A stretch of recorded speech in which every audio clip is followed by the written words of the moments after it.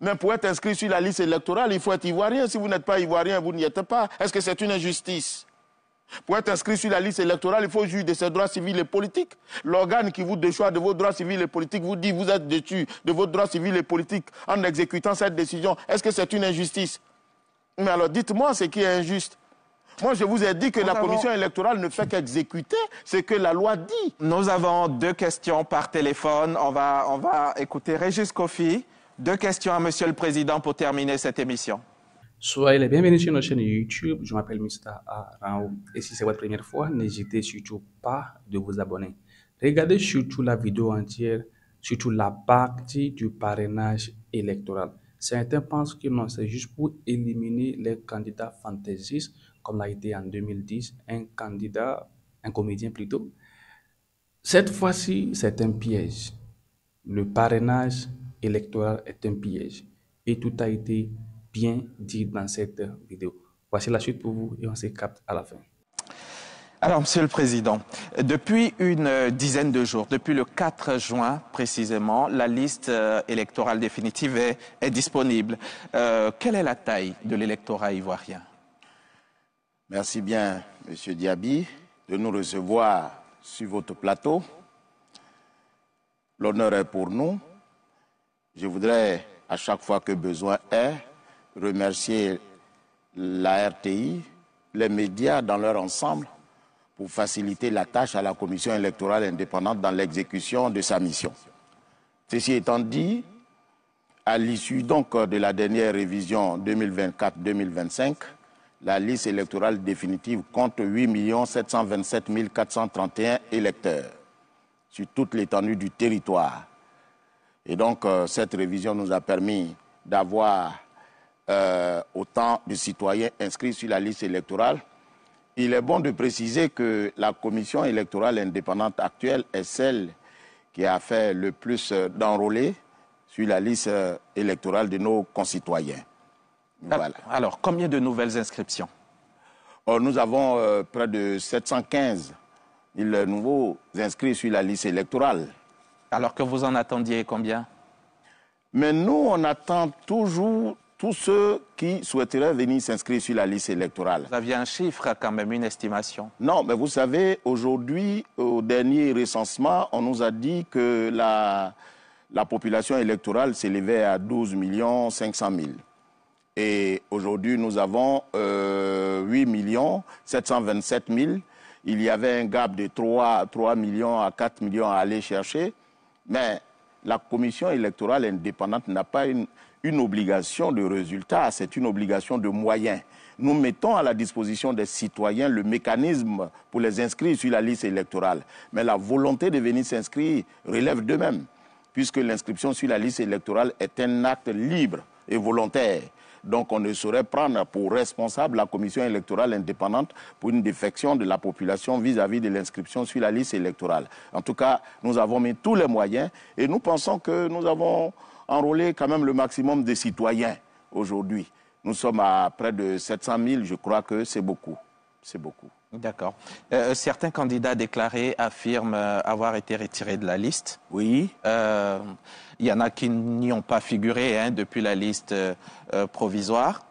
On va y aller au cas par cas, Monsieur le Président. Oui. Pourquoi, par exemple, il n'est pas sur la liste Monsieur Tidiane Thiam? Alors, cette façon de prendre le problème peut laisser entrevoir que les actions sont ciblées. Non. Alors, ce que je voulais dire, c'est que la révision de la liste électorale a 3 grands objectifs. Le premier objectif, c'est d'inscrire les citoyens qui le désirent et qui en remplissent les conditions sur la liste électorale. D'accord. Quelles conditions il ne remplissait pas, M. Thiam? Ben, je viens. D'accord. L'article 6 dit que la liste électorale est mise annuellement à jour par la commission en charge des élections pour tenir compte des mutations intervenues dans le corps électoral. Ces mutations sont au nombre de 3, comme je l'ai dit. Il y a donc la volonté pour ceux qui viennent d'être majeurs ou qui décident de s'inscrire sur la liste électorale. Donc l'enrôlement des nouveaux. Ensuite, il y a l'actualisation des données personnelles de ceux qui sont déjà sur la liste électorale. Et puis enfin, il y a le cas où, bien qu'étant sur la liste électorale, le citoyen ne mérite plus d'y être, soit parce qu'il est décédé, soit parce qu'il est déchu de ses droits civils et politiques. Voilà les 3 objectifs de la révision de la liste électorale. Alors, quand vous ne remplissez plus les conditions pour être sur la liste électorale, il revient à la commission électorale indépendante de vous sortir de cette liste. Cette sortie peut être définitive quand vous êtes décédé et elle peut être momentanée quand vous êtes déchu de vos droits civils et politiques. Et à l'expiration de l'événement qui justifie votre radiation, mais vous revenez sur la liste électorale. Alors pour revenir à votre question, comme bien d'autres, le président Thiam a été retiré de la liste électorale par les soins de la commission électorale indépendante, mais sur ordre de la justice. C'est bon de le savoir. Alors, à l'occasion de cette révision, nous affichons la liste provisoire pour permettre à la population d'auditer cette liste en y retirant, bien entendu, ou relevant à l'endroit de la commission électorale toutes les irrégularités qui peuvent y être contenues. C'est ainsi qu'un certain nombre de nos concitoyens ont saisi la commission électorale indépendante pour demander à celle-ci de radier le président Thiam de la liste électorale. Or, l'article 3 du Code électoral prescrit que pour être inscrit sur la liste électorale, il faut être d'abord ivoirien, jouir de ses droits, il faut avoir 18 ans, ivoirien, jouir de ses droits civils et politiques et ne pas être frappé d'incapacité ou d'indignité. Et le décret qui vient en application de cette disposition prescrit que pour s'inscrire, il faut que l'électeur soit détenteur d'un titre d'identité, c'est-à-dire la carte nationale d'identité. Mais en accord avec les partis politiques, on a, en plus de la carte d'identité, permis aux citoyens de s'inscrire sur la liste électorale avec un certificat de nationalité. Ce faisant, M. Thiam, s'étant inscrit en 2022 avec un certificat de nationalité, remplissant ainsi les conditions, ne pouvait voir sa situation radiée de la liste électorale parce que conforme au code électoral. C'est pour cette raison que cette requête, quand elle nous est parvenue, immédiatement, nous n'avons pas fait droit à celle-ci. Alors, compte tenu du code électoral, les décisions de la commission électorale indépendante en matière de contentieux de la liste électorale sont susceptibles de recours devant les juridictions. C'est ainsi que ces personnes-là, ces requérants, ont saisi le tribunal pour demander comment on appelle ça, au tribunal de radier M. Thiam de la liste électorale, motif pris de ce que le certificat de nationalité sur la base duquel il a été inscrit ne relatait pas la réalité de l'intéressé, étant entendu que celui-ci, au moment de son inscription, avait cessé d'être ivoirien. Alors, le tribunal a fait droit à leur requête et a ordonné à la commission électorale indépendante de radier M. Thiam de la liste électorale. Et ce faisant, la commission s'est exécutée parce que c'est ce que la loi demande et nous avons radié M. Thiam de la liste électorale. Parce que donc, M. Thiam ne remplissait pas les conditions qui étaient celles relatives à la nationalité. Pourquoi, M. le Président, l'ex-président Laurent Gbagbo n'est pas sur la liste? Mais parce que ça, c'est pas aujourd'hui.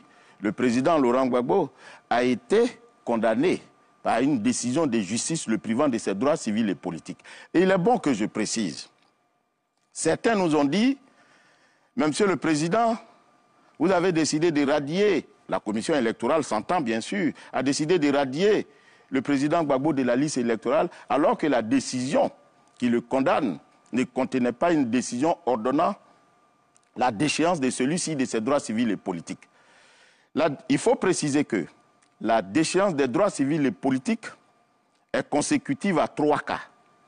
Soit le juge prononce une décision de déchéance des droits civils et politiques, soit le législateur lui-même dit que lorsqu'un citoyen commet une infraction, cette infraction emporte déchéance des droits civils et politiques, ou encore des sanctions. C'est-à-dire, lorsque le juge prononce une sanction, cette sanction emporte automatiquement la déchéance des droits civils et politiques. Le cas du président Gbagbo, poursuivi pour les faits de vol ou complicité de vol, se retrouve dans le cas prévu par l'article 4 qui dit « ne sont pas électeurs.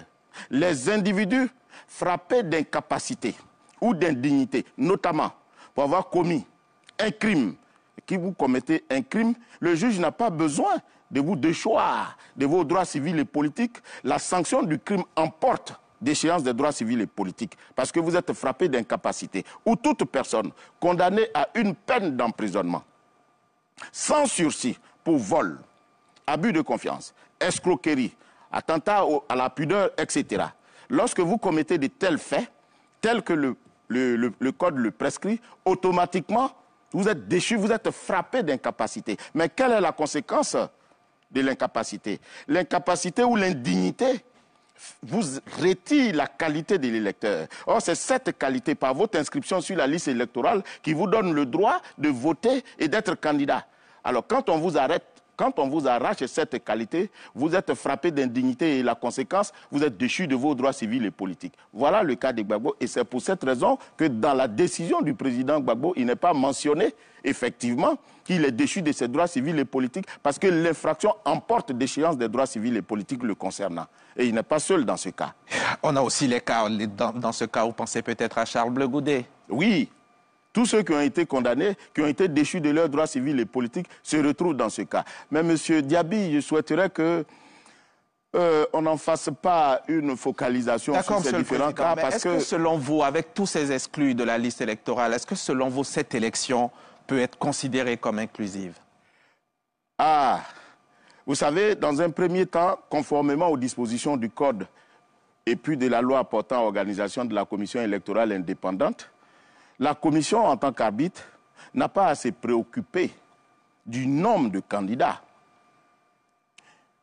La préoccupation de la Commission électorale, c'est de faire de sorte que ceux qui sont candidats soient électeurs. Et pour être électeurs, et qu'ils en remplissent les conditions. Étant entendu que les conditions d'éligibilité relèvent de la compétence du Conseil constitutionnel. Donc, nous n'avons pas à nous préoccuper de ce qu'il y a peu ou pas de candidats. Ceci étant dit, j'entends ça et là qu'une élection ou cette élection se doit d'être inclusive. Mais qu'est-ce que ça signifie? Une élection par essence ne peut jamais être inclusive. Pourquoi? Mais parce que l'élection est une compétition et une compétition, elle est exclusive. Elle vous sort quand vous ne remplissez pas les conditions de la compétition. Quand le législateur dit il faut avoir 18 ans pour être inscrit sur la liste électorale, mais celui qui en a 17 exclu. Quand le législateur dit qu'il faut être ivoirien pour être inscrit sur la liste électorale, mais celui qui n'est pas ivoirien est exclu. Quand le législateur dit qu'il faut jouir de ses droits civils et politiques, quand vous ne jouissez pas de vos droits civils et politiques, mais vous êtes exclu. Donc aucune élection, M. Diaby, dans le monde entier, est inclusive. D'ailleurs, je vais vous expliquer que cette notion, elle est venue il y a 20 ans, elle vient des organisations internationales qui, en son temps, avaient considéré que certains citoyens, bien que jouissant de leurs droits civils et politiques et remplissant toutes les conditions pour exercer leurs droits civils et politiques, ne le faisant, il fallait les intégrer. Il s'agissait de nos parents handicapés, les malvoyants, les malentendants et ceux qui ont une mobilité réduite. Mais voilà des citoyens. Le Code ne dit pas que parce qu'on ne voit pas qu'on ne peut pas être électeur. Le Code ne dit pas parce qu'on ne parle pas on ne peut pas être électeur. Le Code ne dit pas parce qu'on est handicapé physique, la mobilité réduite, qu'on ne peut pas être électeur. Alors mais pourquoi ces personnes-là ne sont pas inscrites sur la liste électorale ou bien on ne donne pas la possibilité à ces personnes d'exercer leurs droits civils et politiques? Ce faisant, la communauté internationale a donc demandé à ce que ces personnes soient intégrées au système électoral. C'est-à-dire que quand on fait nos bureaux de vote, il faut tenir compte de ceux qui sont handicapés. Quand on édite nos bulletins, il faut faire de sorte que les personnes qui ne voient pas ou qui n'entendent pas ou qui ont un handicap quelconque, les empêchant de voir la situation normale, de pouvoir exercer ce droit. C'est donc ça l'inclusion. C'est ça l'inclusion. Leur intégration dans le processus électoral a été appelée l'inclusion de ces personnes. Mais aujourd'hui, de là à étendre cette inclusion aux personnes décalées parce que ne respectant pas les dispositions du code électoral, il y a un grand pas. Il n'y a aucune élection qui soit inclusive. Par principe, l'élection est exclusive. Alors, Monsieur le Président, nous sommes à moins de 5 mois de ces élections tant attendues par les Ivoiriens. Oui. Et une partie de la classe politique continue donc de dénoncer cette liste électorale qui est pourtant un élément clé de ce processus électoral-là. Est-ce que vous, en tant que président de la CEI, cela vous inquiète? Non, pas du tout. Vous savez, tout se trouve dans le code électoral. La loi dit que chaque année, il faut réviser la liste électorale. Mais cette révision consiste pour la population, à l'occasion du contentieux de la liste électorale, de permettre à celle-ci de dénoncer à la commission électorale indépendante, preuve à l'appui, des éléments d'irrégularité. Et ce faisant, nous la nettoyons. Vous savez, l'histoire de la liste électorale en Côte d'Ivoire, elle est récente. Et on a l'impression que c'est maintenant que cette liste électorale existe. La liste électorale existe depuis 1960, et même avant. Et c'est en 2008-2009 qu'on a procédé à la refonte de la liste électorale avec l'accord des partis politiques. Et cette liste a été refondue et a été certifiée à la suite de l'accord de tous les partis politiques, tous les grands acteurs politiques en Côte d'Ivoire, a été certifiée par les Nations Unies. Mais un accord est une concession. Une concession, c'est qu'on accepte ce qui est irrégulier comme étant régulier. Parce que figurez-vous qu'à l'issue de cet accord, des personnes se sont inscrites sur la liste électorale avec un extrait d'acte de naissance. Monsieur Diaby, est-ce que sur votre extrait d'acte de naissance, il y a le lieu de naissance de vos parents? Non. Il y a la filiation de vos parents sur la liste électorale? C'est votre filiation qu'il y a sur votre extrait d'acte de naissance et non la filiation de vos parents. De sorte que certaines personnes inscrites sur la liste électorale ont eu, à un moment donné, conformément à l'article 7, des mentions qui faisaient défaut. Mais parce qu'il y avait un accord préalable. Alors quand vous décidez de vous accorder sur les éléments qui vous permettent de vous inscrire sur la liste électorale, mais plus tard, vous ne venez pas dénoncer ces éléments au motif que ceux-ci ne sont pas conformes à la loi. Pour être plus clair, on organise un bal et on dit que pour rentrer dans ce bal, il faut être vêtu d'un pantalon, d'une chemise et d'un chapeau. Et on prend un certain nombre de citoyens qui remplissent ces conditions, mais on se rend compte qu'il y a bon nombre de personnes qui sont encore au dehors de la salle. On s'accorde pour dire, bon, si vous avez un pantalon et une chemise, ça devrait suffire. Et on fait rentrer les personnes. Mais pendant que le bal bat son plein, on décide de faire un audit. On dit, ah non, non, non, on a constaté qu'il y a trop de personnes qui sont dans la salle. Alors, on vient pour dire, il faut faire un contrôle. Mais, monsieur, dites-moi, ce contrôle va se faire sur la base de quoi?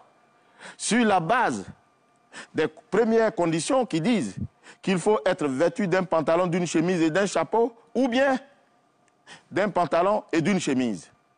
À mon avis, ce sont les deux règles.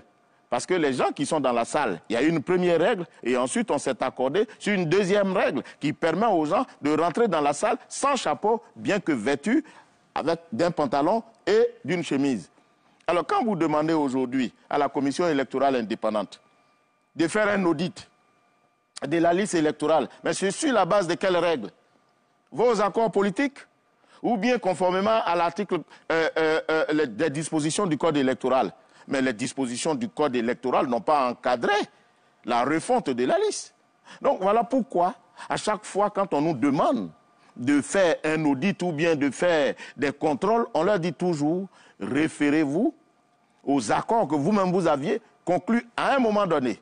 Et cette liste électorale a été certifiée par les Nations Unies. Et c'est cette liste électorale de 2010 qui a permis les élections de 2010. Et c'est cette liste qui a été 6 fois révisée. Et c'est cette liste qui est là. D'accord. Monsieur le Président.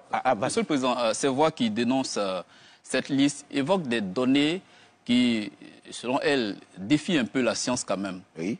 Des mères, des enfants qui seraient plus âgés que leurs parents, des mères qui seraient mères de plus d'une centaine d'enfants. Ce sont des données quand même qui défient la science. Qu'est-ce que vous répondez à cela? Oh, vous savez, beaucoup disent, bon nombre de citoyens disent des choses qui ne sont pas forcément prouvées. Mais l'audit, le contentieux, c'était l'occasion pour eux de venir devant la commission électorale indépendante pour dire voici, en respectant les règles de procédure. Parce que le code dit que quand vous dénoncez une irrégularité, il faut en avoir la preuve. Il ne suffit pas de venir trouver des homonymies sur une liste électorale et déclarer à la ville et au monde qu'il y a des irrégularités. Mais ceci étant dit, il se peut faire qu'il y ait des irrégularités sur la liste électorale. Mais ce n'est pas du fait de la commission électorale indépendante. Diantre. Il faut que ça soit clair, ce n'est pas du fait de la commission électorale indépendante. Elles ne sont pas nombreuses aujourd'hui en Côte d'Ivoire, comme partout d'ailleurs. Les familles où il n'y a pas de gens qui ont utilisé les extraits de naissance des uns et des autres. Mais quand vous utilisez un extrait de naissance qui n'est pas le vôtre, mais les parents qui sont indiqués dans cet extrait de naissance deviennent les vôtres, y compris le vrai propriétaire. Alors si vous êtes 50 à utiliser, mais les parents là ont 50 enfants. Mais ce n'est pas à la commission électorale indépendante qu'on établit la liste, le fichier de l'état civil. Mais c'est l'usage frauduleux qu'on fait des actes de l'état civil qui apparaît sur la liste électorale. Donc on ne peut pas imputer cela à la liste, comme on appelle à la commission électorale indépendante. Mais ceci étant dit, conscient de ce que les données alphanumériques pouvaient être erronées parce que l'état civil n'était pas bien tenu, nous avons inséré en 2010, 2008, 2009, 2010, la biométrie, qui vient, conformément à l'article 7, exiger les empreintes digitales et la photo. De sorte que, si vos données alphanumériques, c'est-à-dire nom, prénom et filiation, sont insuffisantes ou erronées, mais votre visage, il est unique. Vos empreintes sont uniques. Donc, la Côte d'Ivoire fait partie des rares pays à utiliser la biométrie dans sa liste électorale. Donc, pour nous, l'inquiétude ne mérite pas d'être. C'est dommage qu'il y ait des erreurs matérielles dans le nom des gens, mais ce n'est pas dramatique parce que nous avons quand même la biométrie qui permet de corriger ces irrégularités.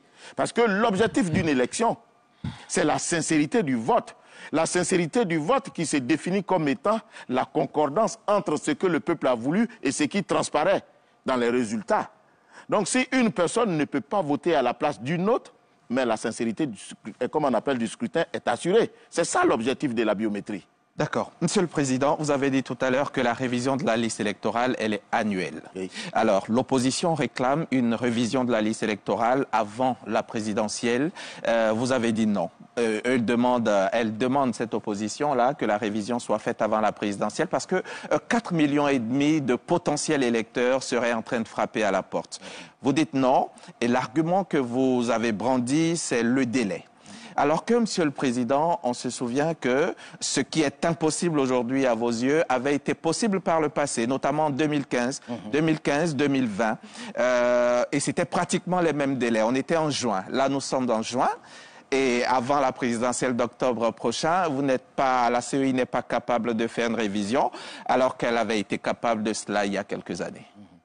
Alors, il est bon de préciser que si l'article 6 dit que la liste électorale devra être révisée annuellement, mais l'article 11 du même code dit que la période d'établissement de la révision de la liste électorale relève de la commission électorale indépendante. Donc il n'y a pas de violation quand nous disons que nous allons faire la révision de la liste électorale quand ça sera possible pour nous. D'autant plus que, légalement parlant, la loi nous autorise à le faire. Bien sûr. Bien. Ceci étant dit, quand vous avez lu l'article 6 ne lie pas la révision de la liste électorale à une élection. Ce qui fonde une révision, c'est les mutations intervenues dans le corps électoral.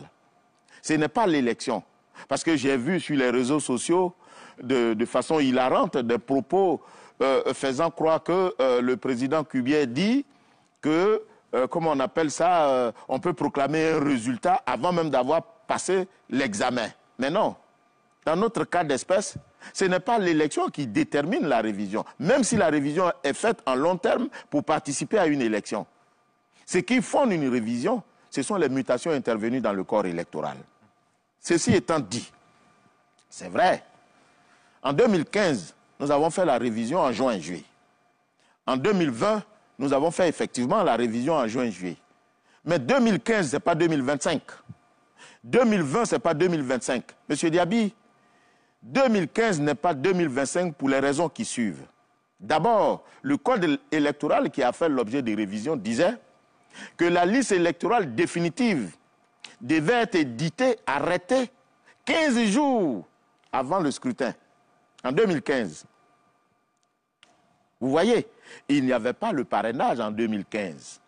Donc, on pouvait même se permettre d'arrêter la liste électorale 15 jours avant le scrutin. Mais parce qu'il n'y avait pas d'opération majeure entre l'arrêt de la liste définitive et le scrutin. Ce qui n'est pas le cas en 2025, où nous avons l'institution du parrainage. Mais en 2020, c'était le cas et la révision a eu lieu en juin. Alors, en 2020, pour la première fois, on procédait on a institué le parrainage. Effectivement, vous avez raison. Mais sauf que, dans l'exécution de la tâche de la révision, on s'est rendu compte que le délai qui avait été fixé constitutionnellement ne pouvait pas être atteint si on devait attendre l'arrêt de la liste définitive. Ce qui a obligé la commission électorale indépendante en son temps à réduire tous les délais du contentieux. Là où c'était 15 jours, on a fait 7 jours. Là où c'était 7 jours, on a fait 3 jours. Alors que le contentieux est l'occasion qui est donnée à la population d'auditer la liste électorale. Ça, c'était le premier point. Et malgré la réduction de ces délais, on a dû utiliser la liste provisoire. Laquelle liste provisoire, comme son caractère l'indique, ne pouvait pas encadrer une opération comme le parrainage. Parce que l'article 54 dit quoi? L'article 54 dit ceci. La déclaration de candidature est obligatoirement accompagnée des pièces ci-après. Entre autres, la liste des électeurs ayant parrainé la candidature avec en regard le nom, prénom, la circonscription concernée, mais notamment le numéro de la carte d'électeur.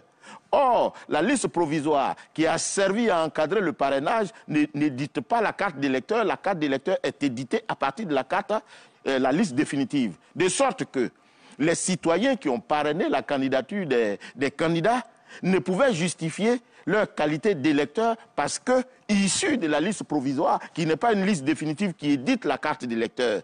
Mais ce dommage, cette situation a causé d'énormes dommages aux candidats qui ont vu les parrains, c'est-à-dire les électeurs qui les ont parrainés, leur parrainage invalidé parce que issus d'une liste qui était provisoire. Et c'est ainsi qu'à l'occasion de notre atelier bilan, les partis politiques dans leur ensemble, accompagnés bien entendu de la société civile, ont instruit la commission électorale de ne plus jamais utiliser une liste provisoire, mais une liste définitive.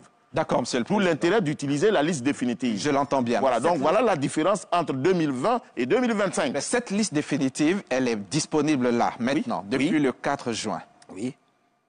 Le parrainage va démarrer. Oui. Et si vous avez pu faire des concessions les années passées pour que tout se passe bien, on peut quand même encore en faire. Et vous savez, la liste définitive, elle est déjà à votre portée. Mais vous savez, les concessions, on les fait tout le temps, mais pas au péril de la loi.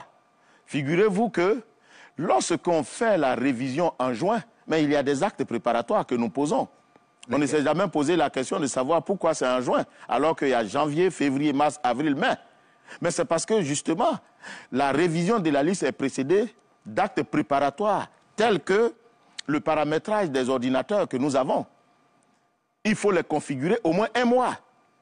Il faut recruter les agents recenseurs, qui ne sont pas moins de 12 000 au moins, ou bien 30 000 au moins. Vous imaginez, il faut les recruter, il faut les former, il faut les déployer. C'est pour cette raison que nous commençons toujours la révision. En fait, si on devait dire, c'était 5 plus 6, c'est-à-dire on commence de janvier jusqu'en mai pour accomplir les actes préparatoires et en juin, on procède à la révision. Mais bon nombre de nos concitoyens croient que la révision se résume à la collecte des données. Mais bon nombre pensent aussi que la révision dernière vient de s'achever, les machines sont encore paramétrées, les agents électoraux sont encore formés et tout ça pouvait aller dans la continuité. Mais qui c'est qui vous a dit ça? Mais le système a été désactivé. Parce qu'au moment où on nous le disait, nous étions en train de préparer la liste électorale de 2024-2025. Vous pensez que nous avons encore les agents électoraux recensés, les recenseurs sont encore là? Mais parce que ça coûte de l'argent. Ils n'ont plus rien à faire. Quand ils ne travaillent pas, on les libère. et après, on les recrute à chaque opération. C'est comme ça que ça se fait. Et puis, il faut paramétrer les ordinateurs. Mais quand vous dites de paramétrer les ordinateurs, mais c'est maintenant qu'on a vu la liste électorale définitive. Mais il faut reprendre maintenant les ordinateurs pour les paramétrer. Mais voyez-vous, l'impression que ça donne, c'est que la commission électorale indépendante ne veut pas que les citoyens s'enrôlent. Mais je vous l'ai dit à l'entame de mes propos, la commission électorale indépendante, mais est cet organisme qui souhaite que les citoyens viennent se faire enrôler. Nous n'avons jamais tenu la durée d'une révision telle que nous l'avons voulu. À chaque fois, nous sommes obligés de proroger. Mais pourquoi nous prorogeons? Parce que nous souhaitons que les citoyens viennent se faire enrôler. La preuve en est que, conscient de ce qu'en 2025, on n'allait même pas faire l'enrôlement, on a autorisé nos concitoyens âgés de 17 ans à s'inscrire sur la liste électorale, de sorte qu'à la publication de celle-ci en 2025, quand ils auront 18 ans, ils soient déjà sur la liste électorale. C'est tout dire que nous voulons que nos citoyens s'inscrivent sur la liste électorale. Mais les concessions ont une limite. Il ne faut pas non plus contrarier les dispositions de la loi qui nous encadrent. Sinon, on va dans le décor. Certains des électeurs disent ne pas retrouver leur lieu de vote habituel. D'autres disent qu'ils ont été déplacés, par exemple, contre leur gré, sans leur accord. Bon, ça, vous savez, beaucoup disent. Vous savez, pour changer de lieu de vote, il y a des critères. Il y a le numéro de l'électeur, mais il y a la carte d'identité. Et puis il y a l'attestation des résidences justifiant que vous résidez dans le nouveau lieu où vous voulez partir. Mais dites-moi, quand vous produisez tous ces documents, comment venez-vous dire après que vous n'aviez pas voulu? Comment j'ai fait pour obtenir votre certificat, comme on appelle votre carte nationale d'identité? Comment j'ai fait pour avoir le certificat de résidence? Comment j'ai fait pour avoir le numéro de votre carte nationale d'identité, si ce n'est vous-même? Bon nombre d'entre nos citoyens veulent jeter l'opprobre et le discrédit sur la commission électorale dans l'exécution de ces tâches. Mais nous avons toujours des éléments pour les confondre. Voilà, c'est vrai, aucune œuvre n'est parfaite. Nous l'avons suffisamment dit. Nous pouvons nous tromper. Mais venez nous aider à préparer cette liste électorale que vous considérez comme impropre à l'usage à laquelle on la destine. D'accord, on va l'IME. Certainement une crise de confiance entre la CEI et une frange de la population, ou du moins certains partis politiques. Comment travaillez-vous à quelques mois, donc, Monsieur le Président, à ramener cette confiance-là pour qu'on aille sereinement vers ces élections? Oh, vous savez, il ne faut pas qu'on exagère. Il n'y a pas de crise de confiance entre nous et puis les acteurs politiques. Vous savez, les acteurs politiques considèrent toujours qu'une élection est bonne que quand ils l'ont gagnée. Quand ils l'ont perdue, elle n'est pas bonne. C'est tout, ils jettent le discrédit sur la commission électorale. Mais on n'y est pas encore au résultat. Oui, mais parce qu'il y a des résultats. Depuis que nous sommes arrivés, nous avons organisé au moins 3 à 4 élections. Nous avons fait l'élection du président de la République en 2020. En 2021, on a fait l'élection législative. En 2023, on a fait les élections locales composées de l'élection municipale et régionale. Donc, bon nombre d'entre eux sont issus de cette élection-là. Comment font-ils pour ne pas avoir confiance en nous? Une fois élus, ils n'ont plus confiance en nous. Mais avant d'être élus, ils ont confiance en nous. Il y a quelque chose qui ne va pas. Vous voyez, moi je pense qu'il faut que la confiance, ou bien l'opinion repose sur quelque chose d'objectif. Mais quand ce n'est pas objectif, vous ne pouvez pas dire que la commission électorale n'est pas à mesure de faire droit à vos requêtes. Et puis, voyez-vous, ce n'est pas comme ça que ça doit fonctionner, M. Ly. Alors quand vous n'êtes pas content, la commission électorale n'est pas crédible. Mais tous ceux qui le disent, là, bon nombre d'entre eux sont des élus de la commission électorale indépendante. Donc leur élection n'est pas crédible. Ah, parce que vous ne pouvez pas déclarer que l'organe qui est en charge des élections n'est pas crédible, alors que c'est cet organe qui a organisé le mandat dont vous êtes le porteur. Dites-nous alors, le mandat que vous avez n'est pas donc crédible, parce que l'organe qui l'a organisé n'est pas crédible. Il faut comprendre. Hein. La révision cette année, elle aura lieu quand, Monsieur le Président? Alors, mais il est bon de préciser que nous considérons que nous avons fait la révision 2024-2025. C'est annuel ou à cheval sur 2 années? Alors, c'est très bien de nous poser cette question.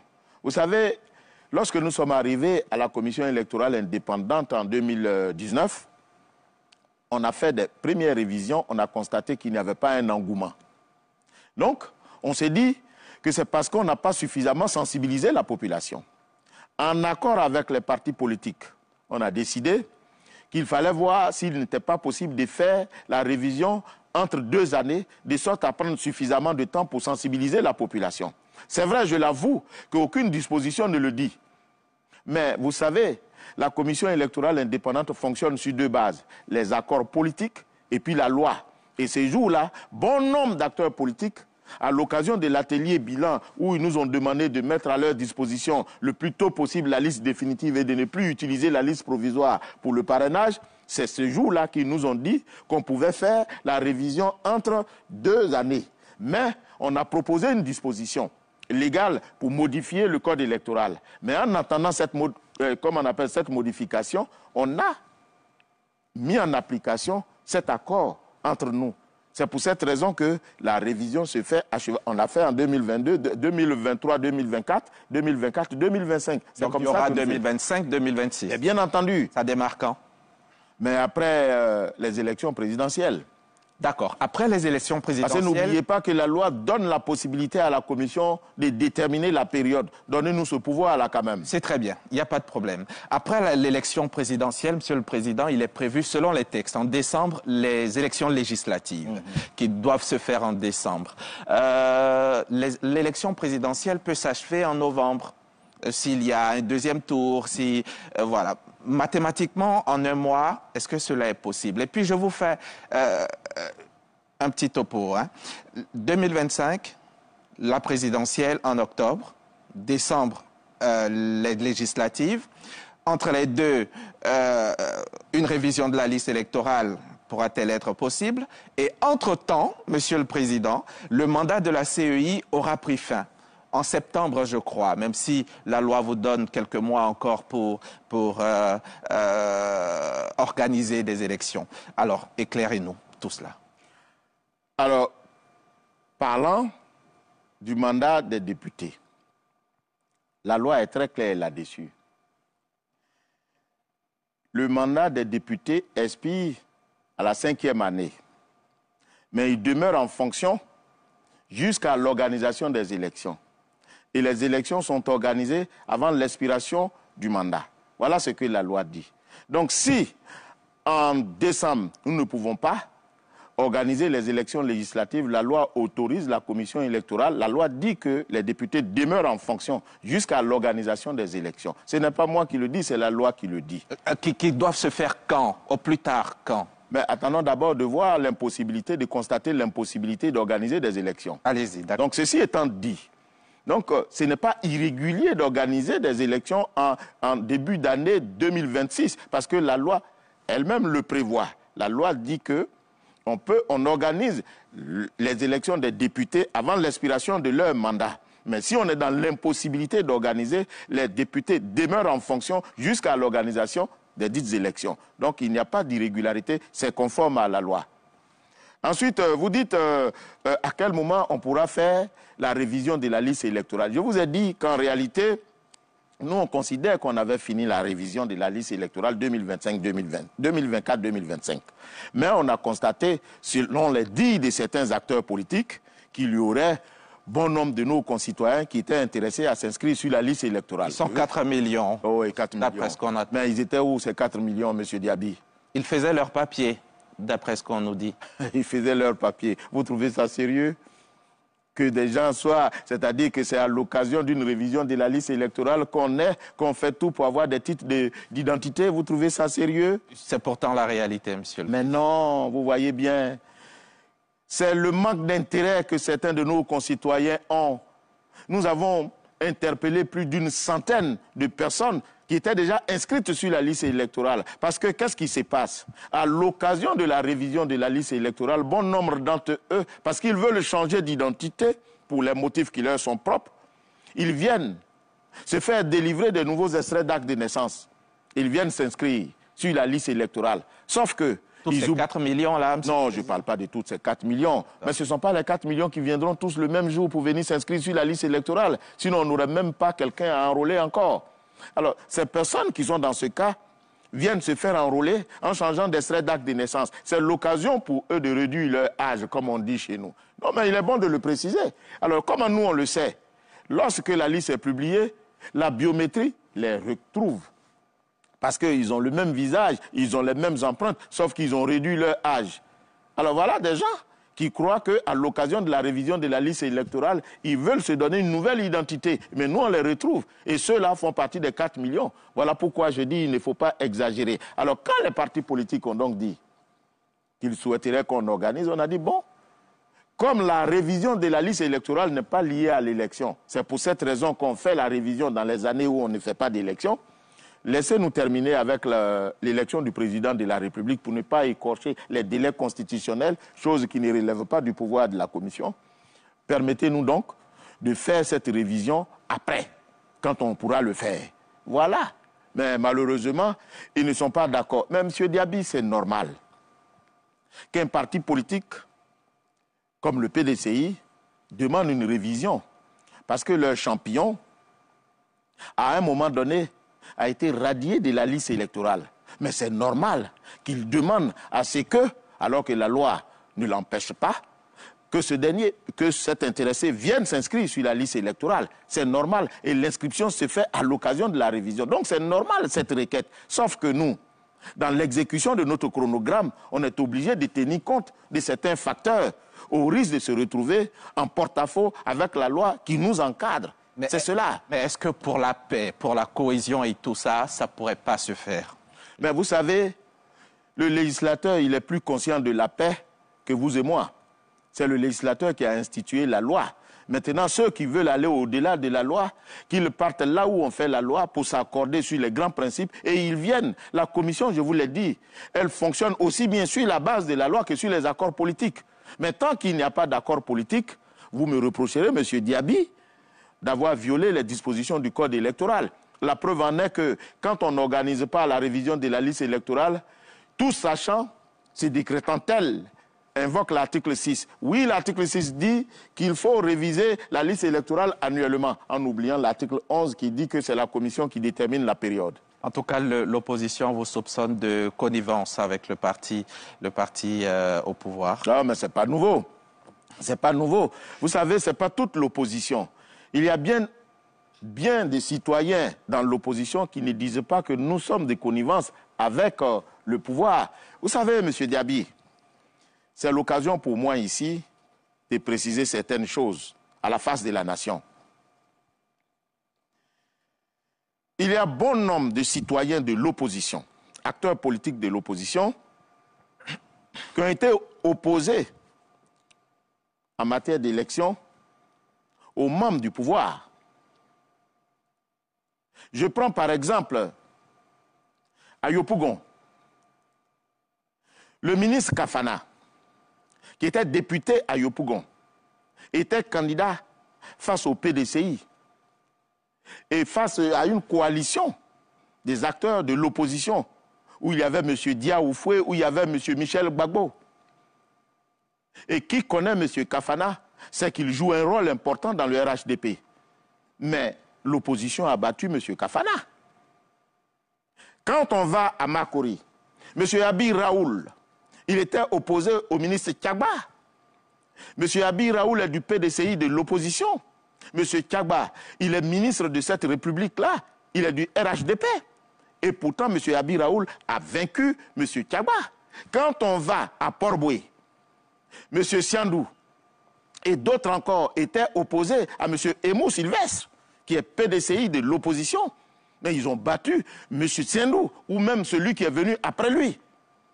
Alors, voilà l'opposition. Monsieur le Président, une hirondelle ne fait pas le printemps. Vous en citez 2 ou 3. La grande majorité, c'est le RHDP a tout balayé.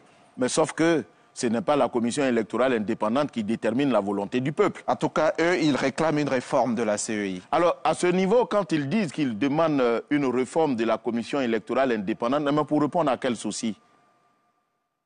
Parce que depuis que la commission électorale existe, c'est la même récrimination. En 2000, la commission électorale a été créée par la Constitution. En 2001, elle a été mise sur pied. Mais avant 2000 même, la commission qui était en charge des élections qu'on appelait la CNE, la Commission nationale électorale, dirigée par le professeur Honoré Guié, mais n'a pas eu grâce aux yeux des acteurs politiques. Ensuite, il y a M. Camille Oguier, paix à son âme, qui n'a même pas organisé d'élection. Mais monsieur le Premier ministre Mambé, quand il était président de la commission électorale indépendante, ils ont demandé sa démission.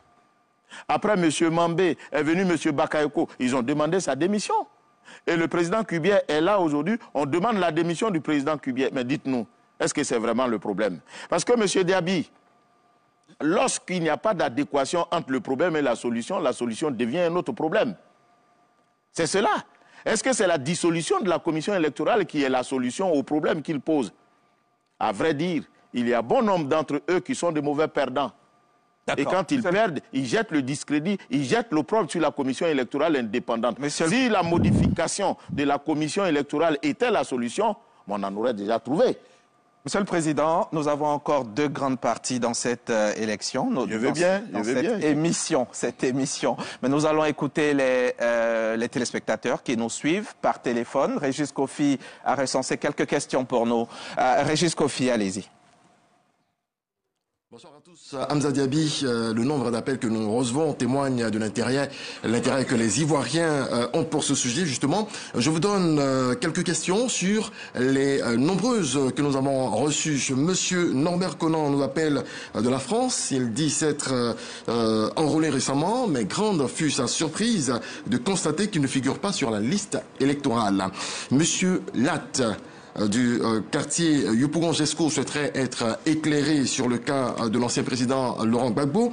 Il a été acquitté par la CPI. Pourquoi il est condamné et ne figure pas sur la liste électorale? C'est aussi la préoccupation de M. Kwadio Jean-Paul à Bengourou. M. Angotopa nous a joint d'Azopé. Sa question: pourquoi le président de la CEI ne procède pas à une autre révision de la liste électorale pour lever toute suspicion?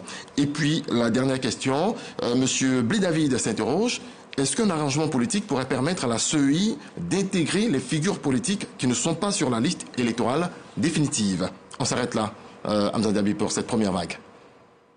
Merci beaucoup, Régis Kofi. La plupart de ces questions, on les a posées déjà ici. Monsieur le Président, avez-vous quelque chose à dire quand même? Non, c'est pour dire que nous avons répondu.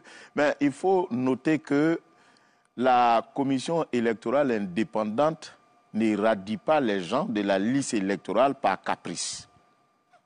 Lorsque nous faisons une révision de la liste électorale, nous adressons un courrier au ministère de la Justice qui nous donne la liste des personnes qui sont déchues de leurs droits civils et politiques. Le ministère de l'Intérieur nous donne la liste des personnes qui sont décédées. C'est en exécution de cette liste-là qu'on sort ces personnes qui sont décédées et celles qui sont déchues de leurs droits civils et politiques. Maintenant, quand on dit pourquoi le président Gbagbo a été acquitté à La Haye et il est, comme on appelle, radié de la liste électorale, ce n'est pas à moi qu'il faut poser cette question, c'est à la justice qu'il faut poser cette question. Le président Gbagbo se trouve sur la liste des personnes déchues de leurs droits civils et politiques avec une décision de justice à l'appui.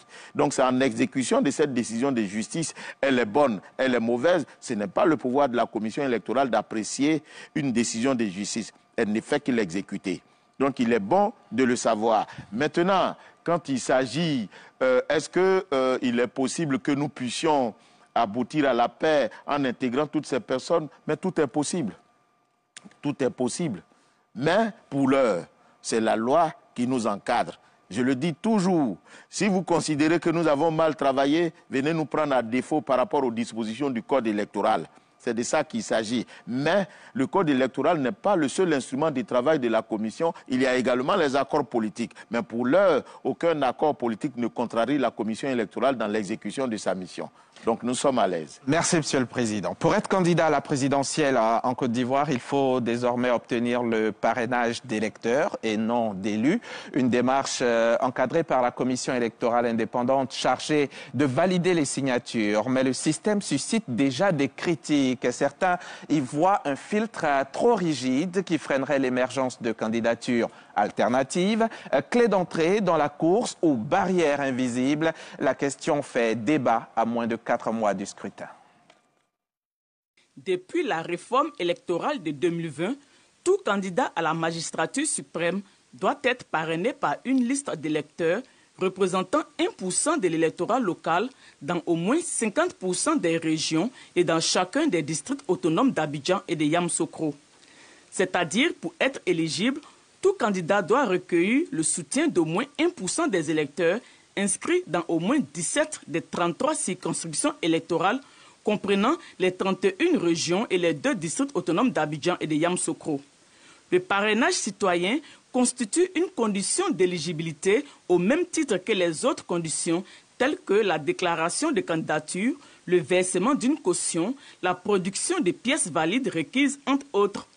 Ce système de parrainage vise à garantir une représentativité nationale, limiter les candidatures jugées fantaisistes et consolider la démocratie représentative. Le parrainage est mis en œuvre par la Commission électorale indépendante CEI, le candidat à la candidature, les collecteurs de signatures, le parrain ou électeur et le Conseil constitutionnel. Le parrainage citoyen introduit pour assainir le jeu électoral a certes permis de mieux structurer la présidentielle de 2020. Toutefois, il a aussi été perçu par certains comme un outil d'exclusion politique.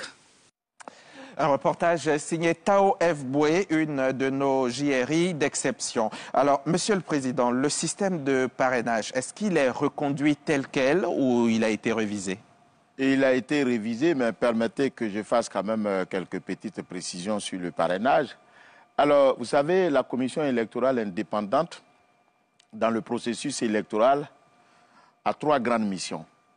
La première, c'est d'élaborer la liste électorale, c'est-à-dire de trouver des électeurs qui vont participer à la compétition électorale.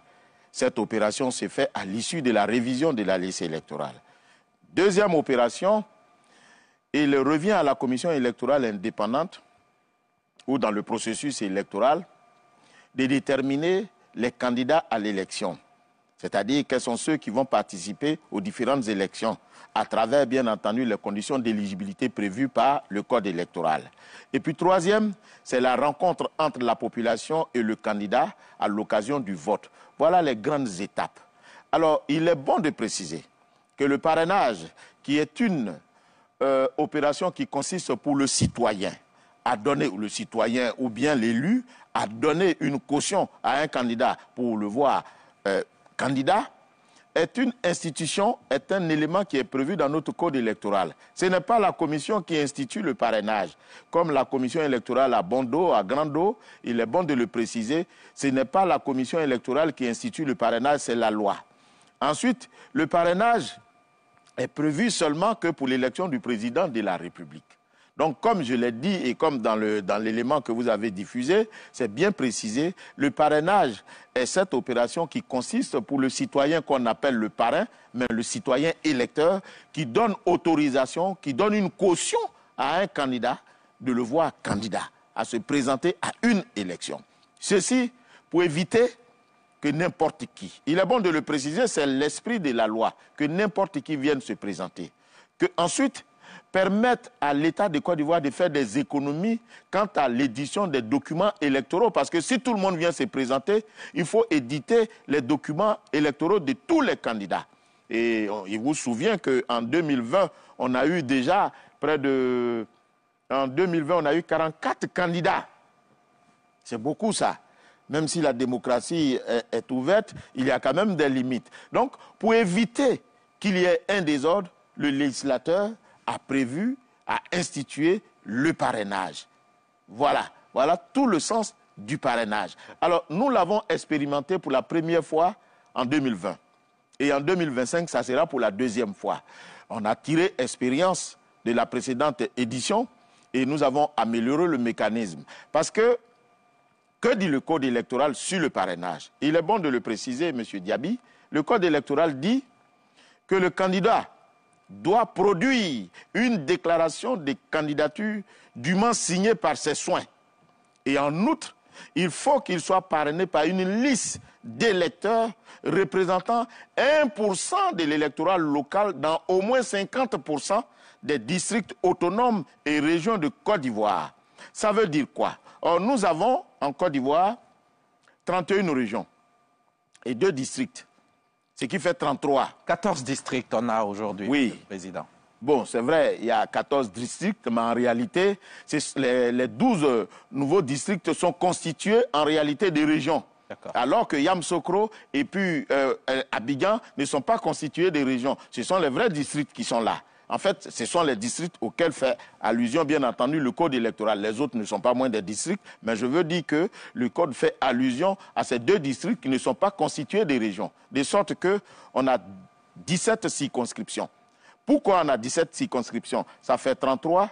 Les 31 régions, plus les 2 districts d'Abidjan et puis de Yamoussoukro, ça fait 33. Quand on divise, on a 16,33. On prend l'entier supérieur et on a 17. Donc, il est fait obligation aux candidats de collecter dans 17 régions de la Côte d'Ivoire, régions et districts autonomes, 1% de l'électorat local. Et je crois qu'on va vous remettre une carte qui dessine un peu tout ça pour que vous puissiez mieux comprendre. Et nous mettons à la disposition des candidats ces éléments. Mais alors, ce qui est bien à préciser, c'est que l'élection du président de la République ressortit à la compétence du Conseil constitutionnel. C'est le Conseil constitutionnel qui statue sur les conditions d'éligibilité, c'est-à-dire qui détermine qui sont les candidats. C'est le Conseil constitutionnel, bien entendu, qui proclame les résultats définitifs de l'élection, c'est-à-dire en cas de contentieux de l'élection. Et c'est le Conseil constitutionnel qui déchoit les uns et les autres quand ils n'ont pas rempli les conditions pour être élus, une fois élus. Donc, les 3 contentieux, contentieux de l'éligibilité, contentieux de l'élection et contentieux de la déchéance sont des contentieux qui relèvent de la compétence exclusivement du Conseil constitutionnel. Sauf que l'article 54 dit que c'est la commission électorale indépendante qui assure la collecte des parrainages. Voilà pourquoi la commission électorale intervient. Donc, comme la liste des électeurs parrainant la candidature fait partie des conditions d'éligibilité, la commission électorale se trouve être associée aux conditions d'éligibilité. Sinon, la commission électorale n'intervient pas dans l'éligibilité des candidats. Alors, vous parliez des révisions. Oui. Vous disiez que ça avait été révisé. Est-ce que les partis politiques ont été associés à la définition des nouveaux critères? Non, mais il n'y a pas de critères. C'est les mêmes choses. Nous allons rencontrer bientôt les partis politiques, les candidats. Ce ne sont pas les partis politiques qui sont destinataires du parrainage. Ce sont les candidats. Bien sûr. Parce qu'un candidat peut être issu d'un parti politique comme le contraire. D'accord. Donc, cette opération ne concerne pas directement les partis politiques. Ce sont les candidats. Et cette opération du parrainage implique 5 organes. Le premier organe, la commission électorale indépendante. La commission électorale indépendante a pour obligation, conformément à l'article 54, d'organiser la collecte des signatures constituées par le parrainage. Fait donc un mode opératoire, forme les personnes qui seront désignées par les soins des candidats et puis faire le suivi du parrainage sur le terrain. Ensuite, le deuxième organe, ou bien la deuxième autorité qui intervient dans le parrainage, ce sont les personnes désireuses d'être candidats. La loi leur fait obligation de désigner 3 catégories de personnes, c'est-à-dire un coordonnateur central, un collecteur régional et des coordonnateurs et des collecteurs délégués. Donc la commission électorale va organiser une formation le 20 juin. Donc il est demandé aux personnes désireuses d'être candidats pour participer à la collecte du parrainage, pour constituer la liste qui est un élément de l'éligibilité du candidat, de désigner ces différentes personnes-là, c'est-à-dire un coordonnateur central et puis un collecteur régional. Nous allons les former pour qu'ils aillent former les collecteurs délégués sur le terrain. Alors, voilà l'obligation qui pèse sur le candidat. Mais en plus de cela, le candidat devra faire de sorte à ne pas être associé à une fraude concernant le parrainage, parce qu'on a vu par le passé des candidats qui se sont donnés à cette fraude-là. Donc si vous êtes convaincu de fraude en ce qui concerne le parrainage, en organisant, comme on appelle, des parrainages dans les lieux interdits ou en posant les actes qui sont contraires à la loi, vous pouvez être poursuivi en tant que candidat. Ensuite, le candidat ayant désigné ces personnalités, elles sont au nombre de 3, comme je l'ai dit, le coordinateur central, le collecteur régional et puis les collecteurs délégués. Ceux-là, ces personnalités-là, elles ont obligation d'aller collecter les signatures dans les régions. Il y a un collecteur régional par région Lui, il se charge de désigner des collecteurs délégués qui vont aller dans les départements, puisque la région est composée des départements, le département est composé des sous-préfectures et les sous-préfectures des villages. Donc, il pourra désigner ces personnes-là pour aller collecter les différentes signatures dans les différentes circonscriptions et les amener au collecteur régional, lequel collecteur régional les transmet au coordonnateur central du candidat. C'est comme ça que ça se fait dans les différentes régions et sur toute l'étendue du territoire, dans les 17 régions. Alors, quand eux ils auront fini, la loi dit qu'il ne faut pas aller collecter les signatures dans les camps militaires, dans les cantonnements, dans les hôpitaux. La loi interdit cela. Si vous faites cela, vous tombez sous le coup de la loi et vous serez poursuivi. On le dit maintenant. Il ne faut pas que quelqu'un dise qu'il n'était pas au courant. D'accord. Bien. Et puis ensuite, la troisième ou bien la quatrième autorité qui intervient dans la collecte des données, comme nous l'avons dit, bon, il y a autant d'éléments, mais le Conseil constitutionnel vient à la fin pour vérifier la conformité de la validation des parrainages ainsi établis. Donc, voilà comment ça se fait. L'IME. Oui, cela suppose qu'il y a bien des critères. Monsieur le Président, vous avez évoqué les fraudes possibles sur les questions de parrainage. La CEI elle-même, comment vérifie-t-elle le processus et authentifie donc ces différents parrainages-là? Est-ce que vous avez les moyens de le faire ou ça relève du Conseil constitutionnel? Ça relève du Conseil constitutionnel et le Conseil constitutionnel met en place une commission dans laquelle la commission électorale intervient. Mais nous avons suffisamment les moyens pour pouvoir le faire. Parce que nous n'avons pas pu le faire en 2020 justement parce que le parrainage a été encadré par la liste provisoire. Or, maintenant, nous avons la liste définitive à partir de laquelle on édite les cartes d'électeurs. Donc, quand vous venez pour parrainer, il faut que vous soyez électeur. Donc, ce faisant... Là, on parle maintenant des critères de validité. Oui, de validité. Donc, vous venez, vous dites, je suis électeur. Vous rapportez la preuve par le numéro de votre carte que vous allez renseigner sur la fiche qui est mise à votre disposition à cet effet. Voilà. Et puis, vous devez donner votre signature dans le lieu où vous êtes inscrit. Si vous ne donnez pas la signature dans le lieu où vous êtes inscrit, ça ne compte pas. Votre signature est prise en compte par rapport au lieu où vous êtes inscrit. Parce que justement, il faut vérifier si le candidat a 1% de l'électorat local. Et l'électorat local se détermine par la population électorale. Et cette population est déterminée par la circonscription où vous êtes inscrit. Donc, il faut que vous soyez inscrit là pour que ça soit pris en compte. Et puis, la troisième condition, il ne faut pas que vous donniez votre signature à plus d'un candidat. C'est une seule fois que le candidat parraine un candidat. Il ne parraine pas plusieurs candidats. Alors, pour des irrégularités constatées, par exemple, par le Conseil constitutionnel, qui intervient en dernier ressort, quel recours le candidat a? Mais on lui donne toujours la possibilité d'aller compléter. On lui donne 48 heures pour aller collecter le complément.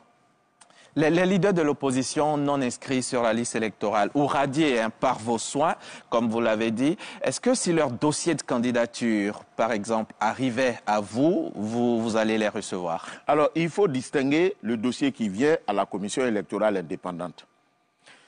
Conformément au code électoral, la commission électorale indépendante est une boîte aux lettres. Vous venez, vous déposez votre dossier et nous, à la clôture de la période dédiée au dépôt de votre dossier de candidature, nous, on a 72 heures pour le déposer au Conseil constitutionnel qui va vérifier la conformité de votre dossier à la loi. Et pour ceux d'entre eux qui participent à la collecte de parrains? Je viens. Maintenant, si vous venez participer à la collecte de parrainage pour avoir la liste de parrainage, vous devez vous conformer à la loi. La loi dit que pour collecter le parrainage, il faut que vous soyez électeur. Alors si vous n'êtes pas électeur, comment vous faites pour participer au parrainage? C'est nécessairement, il faut que vous soyez électeur. Si vous n'êtes pas électeur parce que vous n'êtes pas inscrit sur la liste électorale, nous, on ne peut pas vous accepter dans le parrainage. Non. Si un leader de parti politique non inscrit sur la liste électorale engage une procédure de collecte de parrainage, oui, c'est possible? Non, ce n'est pas possible. Parce que pour participer au parrainage, il faut que le candidat lui-même soit électeur. Si vous n'êtes pas électeur, parce que vous savez, l'article 5 dit que c'est l'inscription sur la liste électorale qui vous confère la qualité d'électeur. Et c'est cette qualité qui vous permet de voter, d'être candidat, etc. Mais alors, si vous n'êtes pas inscrit sur la liste électorale, vous ne pouvez pas avoir la qualité d'électeur. Et comment vous faites pour justifier votre candidature. D'accord. Si par exemple, on prend le cas, l'IME est leader de partis politiques, de l'opposition, vous l'avez radié de la liste électorale, il engage une collecte de parrainage. Au final, vous n'avez pas envie ça ne passe pas avec lui, vu qu'il n'est pas toujours sur la liste électorale. Est-ce qu'ils peuvent reporter les parrains, les citoyens parrains, donc, sur un candidat, un autre qu'ils auraient choisi? Mais qui lui remplit les conditions. Mais en principe, non. Le citoyen, c'est une caution qu'il donne, intitut personné, comme la loi le dit, comme le droit le dit. Intitut personné, c'est-à-dire une décision qui est prise en fonction de la personne. Mais si vous le faites, c'est un dol. C'est-à-dire quoi? C'est-à-dire que vous trompez la volonté de l'électeur. Moi, je croyais donner ma signature à M. Diaby. Or, M. Diaby remet ma signature à M. Ly. Mais moi, je ne connais pas M. Ly.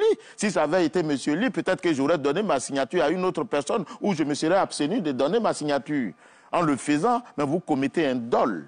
Donc, ce faisant, il trompez. Si vous me trompez, mais c'est un dol. Mais le dol, c'est une fraude. Et la fraude, elle est sanctionnée. Monsieur le Président, j'ai des questions de téléspectateurs sur ma tablette.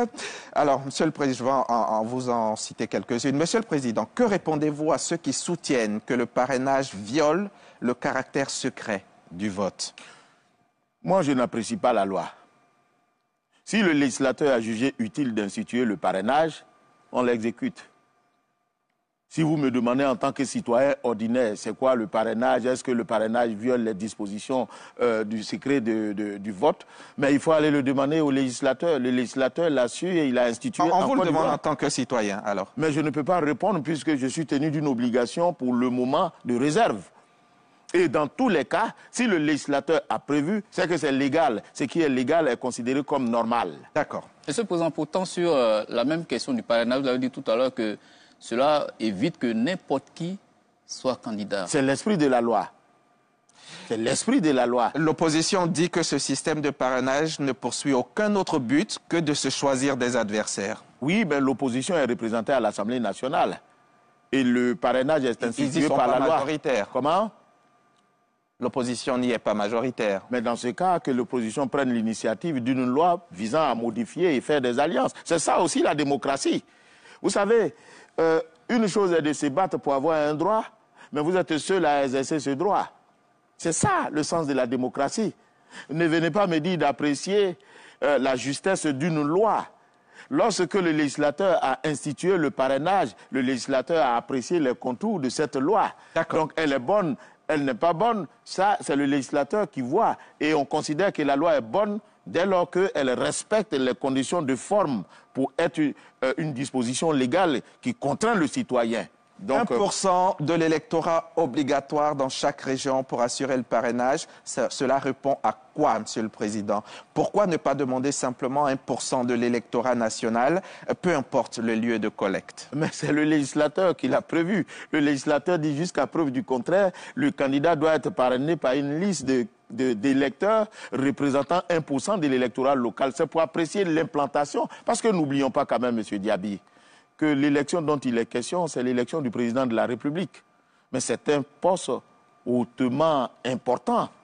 On ne peut pas demander au premier venu, je n'ai pas envie d'utiliser le terme vulgum pecus, mais il faut quand même donner la possibilité aux citoyens de voir qui va être à leur destinée demain. C'est très important, le poste de président de la République. C'est bien beau, la démocratie permet à tout le monde de participer, mais la même démocratie exige des lois et interdit que certaines choses se fassent. D'accord. Donc c'est le législateur qui a prévu le parrainage, c'est le législateur qui a dit que c'est 1% de l'électorat local dans les 17 régions. Donc il faut s'en tenir à ça.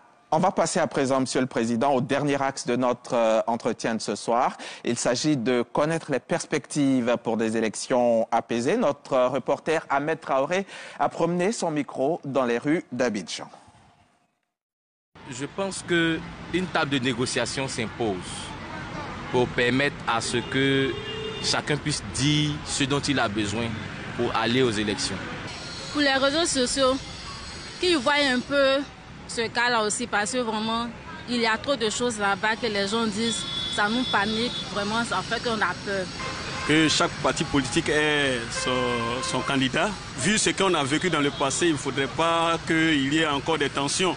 Il faudrait véritablement mettre un peu d'eau dans nos vins, nos politiciens, pour qu'on puisse aller à des élections apaisées. Les politiciens n'ont qu'à être d'accord, n'ont qu'à s'asseoir, n'ont qu'à beaucoup prier pour qu'il y ait la paix d'abord avant d'aller aux élections. Ceux qu'on va voter, je pense que ce sont eux qui doivent apaiser globalement, de part et d'autre, les militants.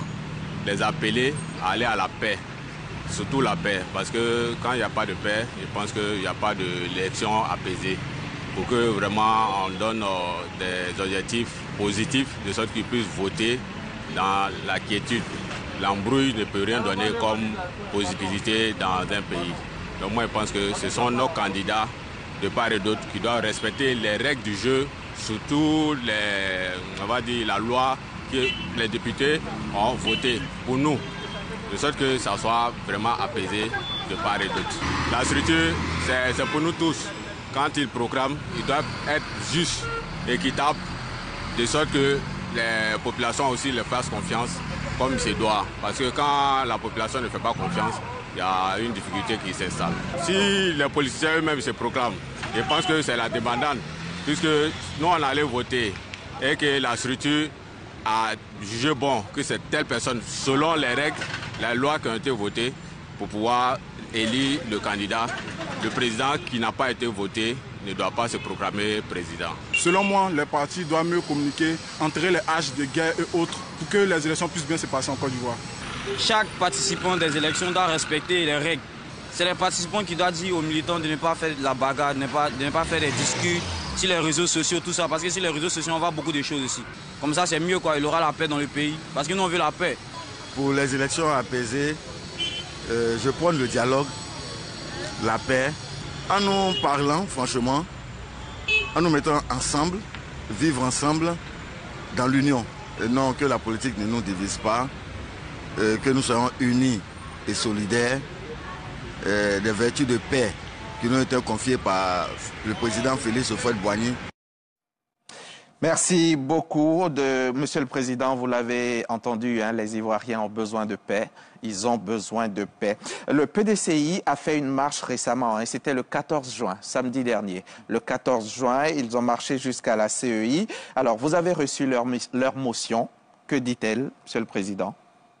Bon, ils ont eu suffisamment le temps de le dire. Nous avons reçu leur motion. Bon, c'est l'inscription de leur champion sur la liste électorale. Je ne sais même pas diantre pourquoi c'est à la commission électorale indépendante qu'on s'adresse. Ce n'est pas à la commission électorale indépendante qu'on a ordonné sa radiation. Bon, bref. Vous le leur avez dit? Non, non, non, parce que l'objectif n'était pas de faire un dialogue. C'était pour nous déposer une motion de protestation.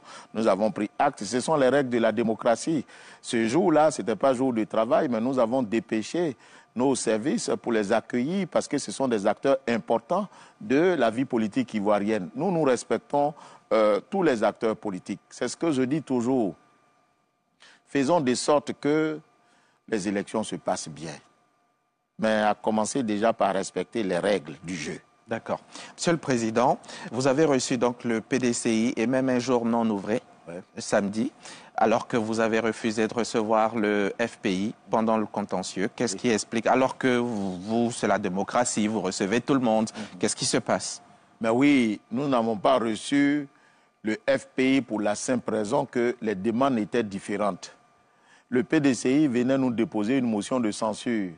Le FPI venait protester contre des irrégularités contenues, semble-t-il, sur la liste électorale. Et dans le cadre du contentieux, la procédure est que ce n'est pas à la commission centrale qu'on dépose les requêtes en radiation. Ce n'est pas la première fois non plus, Monsieur le Président, que vous recevez des contestations directement au siège de la CEI. Mais on leur a bien dit. La première fois, nous l'avons fait. Ce n'était pas le FPI seulement, c'était plusieurs partis politiques qui voulaient porter à la connaissance de la commission électorale dans un intérêt de la liste électorale certaines irrégularités. Donc on les a tous reçus. Je crois qu'ils étaient au nombre de 3 ou 4 partis politiques. On les a reçus.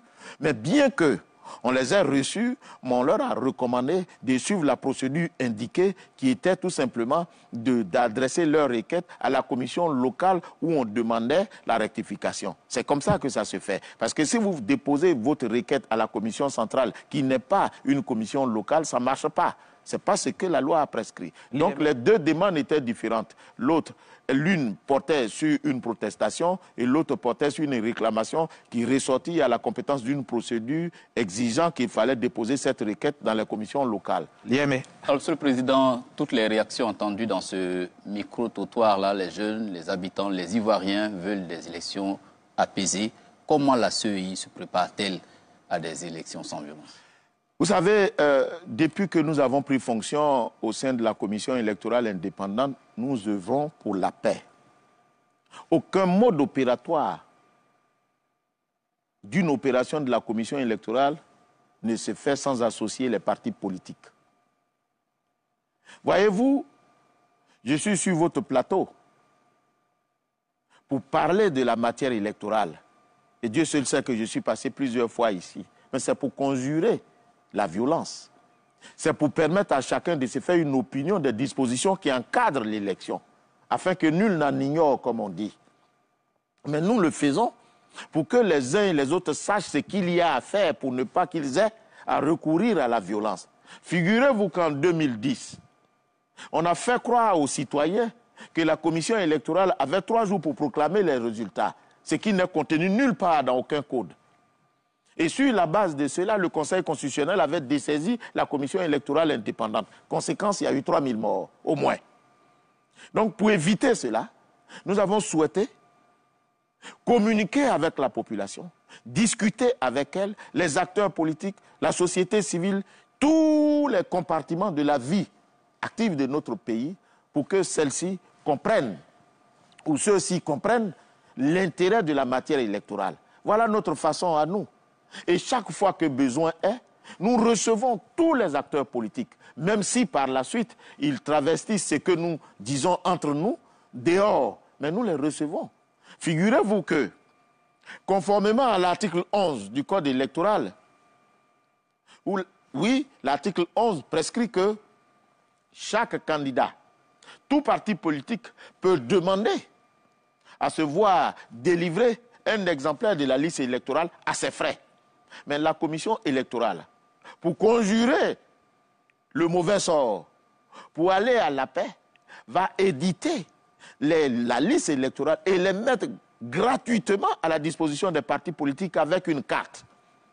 Mais c'est ce que nous faisons. Il n'y a aucun acteur politique qui vient à la commission électorale indépendante et qui n'a pas eu de quoi l'édifier sur l'exécution de notre mission. Mais c'est notre façon de faire la paix. Et depuis le scrutin passé, est-ce qu'il y a des leçons que vous avez tirées, des enseignements que vous avez tirés de tout ce qui a bien pu se passer pour que cette année au moins, les Ivoiriens puissent aller voter tranquillement dans la salle? Bien sûr, monsieur Lee. Figurez-vous qu'en 2020, il y a eu la violence. Mais est-ce qu'en 2021, il y a eu la violence? On a fait les élections législatives, il n'y a pas eu de violence. L'enjeu est différent quand il s'agit de présidentielle. Bon, voilà pourquoi il faudrait qu'on exhorte ensemble la population. Parce que c'est cette population que l'on utilise. Voyez-vous, moi je suis souvent un peu étonné de voir la réaction de certains acteurs politiques quand on dit que ceux-ci ne remplissent pas les conditions. Vous avez dit tout à l'heure, Monsieur le Président, vous avez radié. Non. C'est le citoyen qui ne respecte pas la loi. Son statut n'est pas conforme à la loi.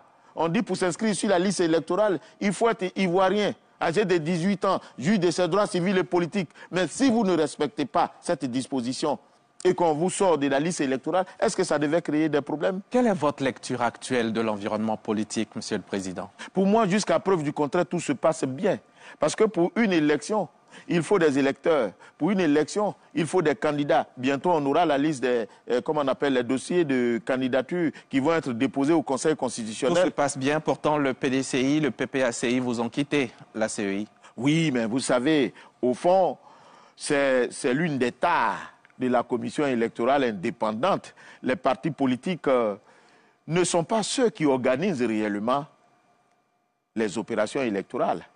Il y a des gens que nous recrutons pour mener à bien l'organisation des opérations électorales.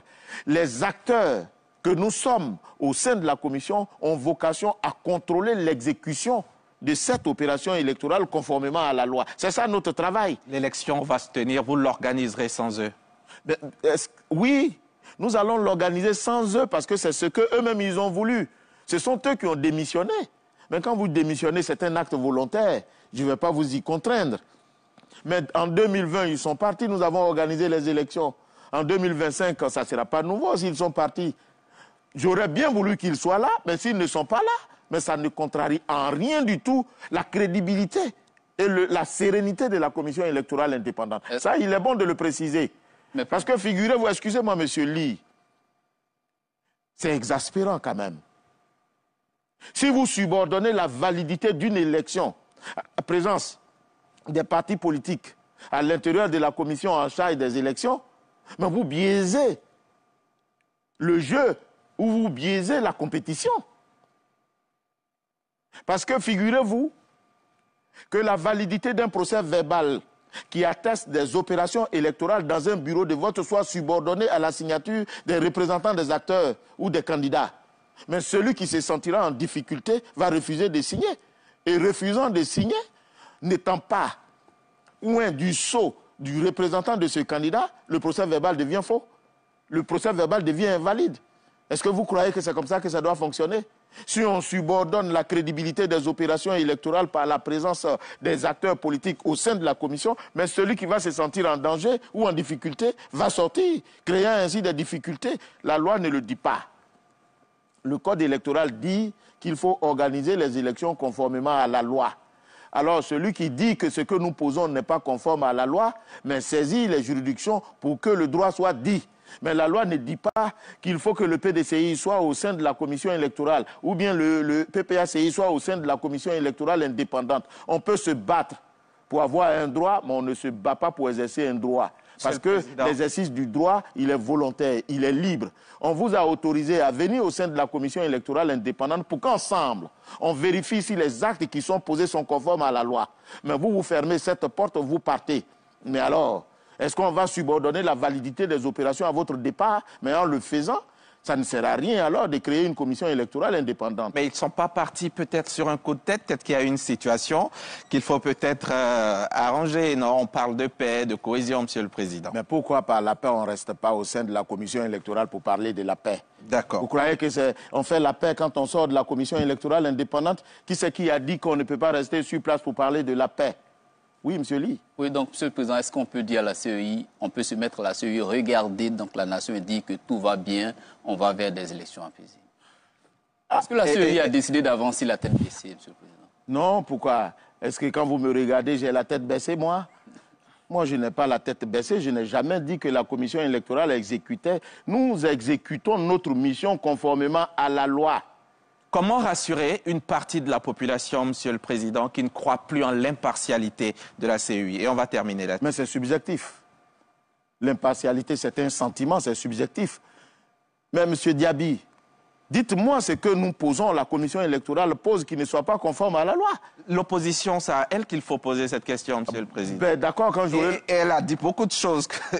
mais alors, elle a dit beaucoup de choses, mais regardez si ces choses-là sont contraires à la loi. Mais pour être inscrit sur la liste électorale, il faut être ivoirien. Si vous n'êtes pas ivoirien, vous n'y êtes pas. Est-ce que c'est une injustice? Pour être inscrit sur la liste électorale, il faut juger de ses droits civils et politiques. L'organe qui vous déchoit de vos droits civils et politiques vous dit que vous êtes déchu de vos droits civils et politiques en exécutant cette décision. Est-ce que c'est une injustice? Mais alors dites-moi ce qui est injuste. Moi, je vous ai dit que la commission électorale ne fait qu'exécuter ce que la loi dit. Nous avons 2 questions par téléphone. On va écouter Régis Kofi. 2 questions à Monsieur le Président pour terminer cette émission. Et c'est vrai, nous avions plusieurs questions, mais on s'arrêtera seulement à 2 questions. Je pense que le président de la CEI s'est prononcé justement sur l'une d'entre elles.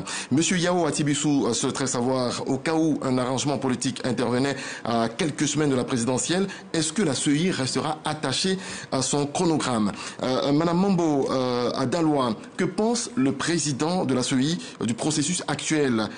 Est-ce qu'il juge qu'il peut garantir la paix au soir du 25 octobre? Et puis sa deuxième question, est-ce que la CEI peut faire des recommandations aux politiques pour des élections apaisées? Il faut également dire que tout ce qui nous appelle en un seul mot, la paix en Côte d'Ivoire. En 30 secondes. Les dispositions légales en la matière, aussi bien la loi comme les décisions de justice. C'est comme ça que ça commence. Parce que la population nous regarde. Mais figurez-vous, une élection qui est une compétition saine, qui consiste à désigner celui qui va être aux destinées de la nation, fait peur. Vous trouvez ça normal? Mais c'est parce que les acteurs eux-mêmes font de l'élection quelque chose qui fait peur. Alors qu'il s'agit tout simplement, ce jour-là, pour le peuple, de donner son suffrage à celui qu'il considère comme étant apte à les diriger. Mais ça devait être festif que violent. Mais malheureusement, les acteurs politiques n'acceptent pas. Voyez-vous, au Ghana, alors que certains acteurs disaient qu'on avait pris leur voix, et le président est sorti pour dire, c'est-à-dire l'un des candidats qui avait perdu, a dit non, j'ai perdu les élections, et la population est rentrée. C'est ce fair play qu'on demande aux acteurs ici. Si vous n'êtes pas content, comme en France, où le candidat qui a été déclaré inéligible a exercé une voie de recours civilisée, qui est celle de saisir les juridictions supérieures à celles qui ont rendu la décision. Mais c'est comme ça que ça se fait. Voilà pourquoi, lorsque vous n'êtes pas déclaré candidat, il faut saisir le Conseil constitutionnel. Lorsque vous n'êtes pas déclaré élu, il faut saisir le Conseil constitutionnel. Mais voilà la voie que la loi donne. Mais il ne s'agit pas d'exercer des violences sur qui que ce soit. Moi, je peux me tromper. La commission électorale peut se tromper pour dire que M. Diaby n'est pas élu alors que c'est M. Diaby qui est élu. Mais tout le monde ne peut pas se tromper. Si tout le monde se trompe, mais ce n'est plus une fraude, c'est un consensus. D'accord. Donc nous demandons aux uns et aux autres d'imprimer dans leurs différents actes, à leurs différents actes, une dose de sagesse et de raison. Merci.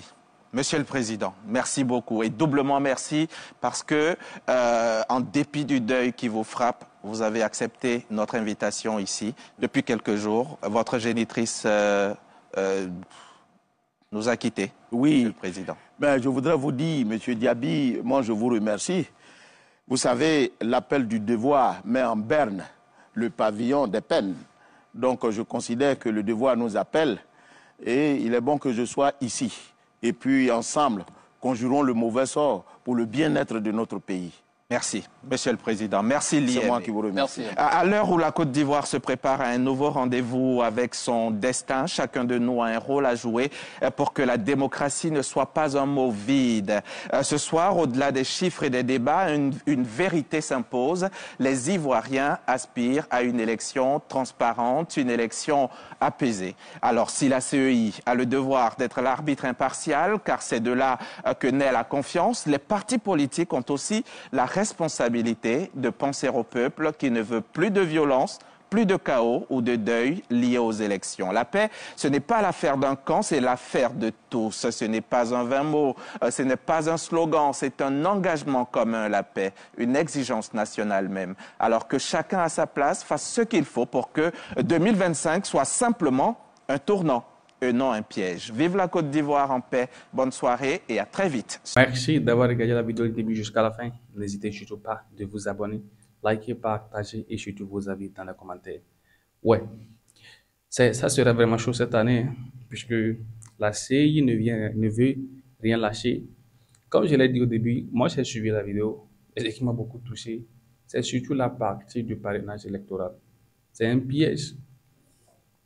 Ça va défavoriser plusieurs candidats. Même s'ils sont potentiels, ça va les défavoriser.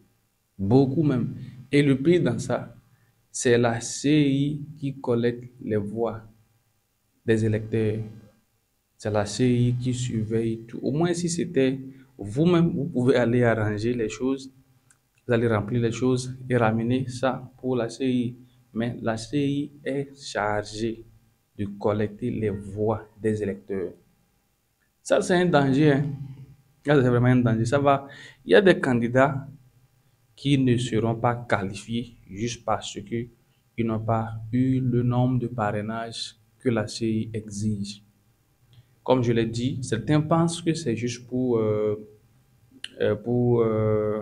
éliminer les candidats fantaisistes, ceux qui sont juste là pour pouvoir mettre leur caution et après leur défaite, ils vont avoir le double ou le triple de ce qu'ils ont mis comme argent dans les campagnes et tout. C'est que tu donnes une caution, l'État complète ça pour toi pour que tu puisses faire des campagnes et tout, et à la fin, même après ta défaite, c'est qu'ils font du business, quoi. Et ils font du business. Donc, c'est pour éliminer ces gars qui seront là pour ces objectifs. Mais, franchement, comme ça a été bien expliqué aujourd'hui, ça va défavoriser les gens. Ça va beaucoup, beaucoup défavoriser les gens. Ceux qui peuvent rassembler ces voix sont écartés aujourd'hui. PDCI, PPACI, eux, ils peuvent facilement rassembler ces voix. Et malheureusement, le candidat idéal, le candidat potentiel de chaque parti de l'opposition qui peuvent renverser le pouvoir en place, ces candidats sont éliminés. Et on réitère chaque jour que ce n'est pas la CI, que c'est plutôt la Cour constitutionnelle. Au final, qui peut apaiser les cœurs des Ivoiriens? Ce qui se prépare à l'horizon, ça fait peur. Ça fait peur. Une élection paisible. On parle de la paix, la paix, la paix, la paix. Mais vous ne menez pas les pas de la paix du tout. Vous ne cherchez pas à apaiser les tensions. Vous ne cherchez pas à calmer les choses qui se préparent aujourd'hui. On attend, puisque c'est à la fin de la clôture, ou bien quand on clôture la réception des dossiers des candidats, même en septembre, qu'on saura ce qui nous attend. Parce que pour le moment, l'opposition va essayer de toquer. Voici, la porte sera ouverte avant octobre pour voir si on peut avoir une élection beaucoup équilibrée. Sinon, pour le moment, avec l'histoire de parrainage là, il y a personne qui peut battre le président Alassane Ouattara, qui sera certainement candidat. Les deux pré-congrès qu'on a vus là, tout le monde sollicite le président. Donc, c'est qu'il sera toujours là pour un deuxième mandat de la Troisième République, c'est-à-dire un quatrième en général. Mais on est là. La prière, c'est que l'histoire ne se répète pas, que l'histoire ne se répète pas. Ouais, c'est comme les cadres de la CI, les cadres des organes chargés de l'élection présidentielle de cette année.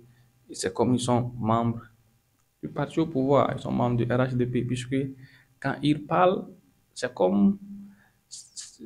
qu'ils ne sont pas impartials, quoi. Ils prennent toujours parti. Mais vous êtes obligés à organiser cette élection dans la non-violence, quoi. Oui, vous êtes obligés de faire ça comme ça. On n'est pas obligé d'organiser une élection où on aura de violence, où les Ivoiriens vont se préparer au cas où, chercher à voir si quelle voie emprunter, au cas où quelque chose arrivait, pour arriver très tôt au Ghana. Ce n'est pas ça l'objectif. J'ai vu le président Alassane Ouattara hier lors de la conférence avec le président de la Guinée, Mamadou Doumbouya. Il est encore en forme, hein. Le président est toujours en forme. Ses membres, ses partisans, on souligne ça plusieurs fois, qu'il est toujours en forme, qu'il peut continuer. Il fait bien le travail. Donc, l'objectif pour nous, c'est d'avoir une élection équilibrée, ou d'accepter, ou bien permettre à tous les candidats de se présenter, et oublier cette histoire de la Cour constitutionnelle. La CI peut faire quelque chose, le président Alassane Ouattara peut faire quelque chose, juste pour que ça ne crée pas de soucis. Vous voyez aujourd'hui que les partis de l'opposition exigent même une nouvelle RLA avant l'élection. Ça, c'est d'abord un problème à côté. Et on demande la réinscription. C'est dommage, hein? Comment est-ce que vous pouvez accepter la candidature de quelqu'un après vous enlevez la personne? Quand la personne a amené les dossiers au début, vous n'avez pas constaté que non, les dossiers ne sont pas au complet. Vous avez accepté la personne, il est sur la liste. Après, maintenant, il n'est plus éligible. Non, franchement, les gars, je vous remercie d'avoir regardé la vidéo entière. N'hésitez pas de vous abonner, liker, partager vos avis dans les commentaires. N'hésitez pas aussi à vous abonner sur notre deuxième chaîne où nous allons partager l'actualité mondiale. La chaîne s'appelle Arao TV. N'hésitez pas de vous abonner là-bas et on se capte à la prochaine. Bye bye.